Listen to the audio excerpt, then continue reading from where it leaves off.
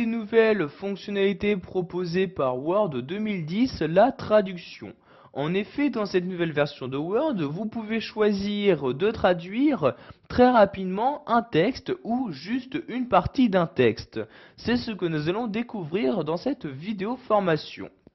Donc, pour vous rendre dans les différentes options de traduction, vous allez cliquer en haut sur l'onglet Révision.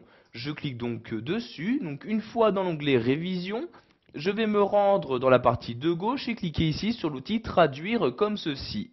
Donc j'ai ici différentes possibilités qui me sont offertes, mais tout d'abord nous allons définir la langue dans laquelle nous souhaitons traduire notre document. Pour ce faire, je me rends donc tout en bas de ce menu et je clique ici sur Choisir la langue de traduction. Donc il existe deux moyens de traduire, donc soit en utilisant un mini traducteur, soit en utilisant donc le traducteur qui va vous traduire l'intégralité de votre document. Donc pour le mini traducteur, vous choisissez ici la langue de traduction en cliquant sur la flèche comme ceci et vous choisissez donc la langue. Donc ici par exemple, je vais sélectionner l'anglais comme ceci. Vous faites de même pour le traducteur, donc la langue de départ ici il s'agit bien du français et vous choisissez donc la langue d'arrivée, donc dans quelle langue vous souhaitez traduire votre texte. Je clique donc ici sur cette flèche-ci et je vais de nouveau sélectionner l'anglais, je clique donc sur anglais comme ceci.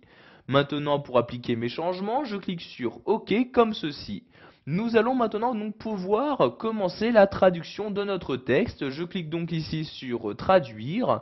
Donc vous avez par exemple la possibilité de traduire votre document dans son intégralité et de l'afficher dans votre navigateur internet. Donc je clique ici pour ce faire donc sur traduire le document. Donc vous allez devoir l'envoyer via internet donc dans un format HTML. Je clique ici sur envoyer donc pour procéder à la traduction de mon texte. Donc vous voyez texte qui va s'afficher dans mon navigateur internet par défaut. Donc maintenant ici, je vais agrandir la fenêtre en cliquant sur ce bouton-là, comme ceci. Donc l'avancement de la traduction est en cours. Donc vous pouvez voir cet avancement dans cette partie-là. Donc vous voyez ici pour l'instant 15% a été traduit.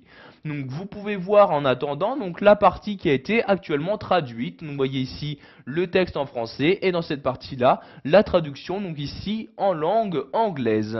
Donc vous voyez ici, donc si vous souhaitez avoir la traduction dans son intégralité, vous allez devoir attendre donc la fin de la traduction, donc jusqu'à temps qu'il y ait 100% d'affiché dans cette partie-là.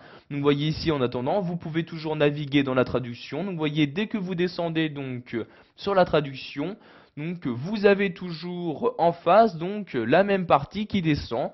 Donc vous voyez, je laisse mon curseur sur une phrase et j'ai donc sur la traduction la même phrase qui est surlignée pour vraiment me permettre de voir les différences entre les différentes langues.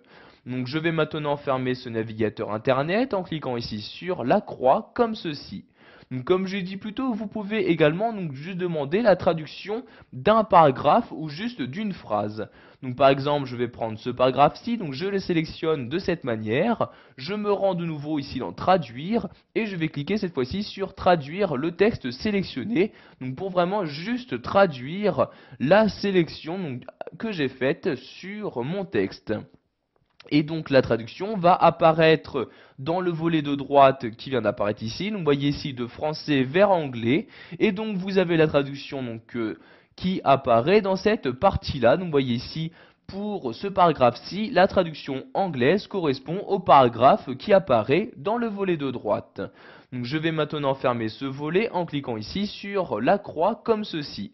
Pour finir, nous allons voir comment utiliser le mini traducteur proposé par Word 2010. Je clique donc ici sur traduire, puis sur mini traducteur comme ceci. Après avoir sélectionné le mini traducteur, maintenant nous allons nous rendre sur un des mots. Donc par exemple ici le mot bourgeoise, je laisse ma souris dessus.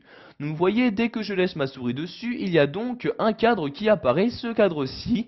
Et donc dans ce cadre-ci, je peux voir la traduction du mot. Donc, vous voyez ici le mot, donc les différentes traductions donc ici anglaises proposées. Donc vous pouvez faire ceci pour tous les mots. Donc par exemple le mot ménage ou le mot cuisine, je laisse ma souris dessus, je la remonte pour afficher ici donc la fenêtre. Et donc ici, vous voyez, j'ai bien la traduction du mot cuisine qui apparaît. Donc ici, il s'agit du mini traducteur. Donc si vous souhaitez maintenant désactiver celui-ci, vous retournez ici sur traduire et vous recliquez sur mini traducteur. Et maintenant, donc celui-ci est désactivé. Donc vous voyez maintenant quand je me rends sur un mot, il n'y a plus de fenêtre qui apparaît. Voilà, vous savez maintenant comment traduire votre document à l'aide de Word 2010. Vous connaissez donc les différents moyens de traduction disponibles.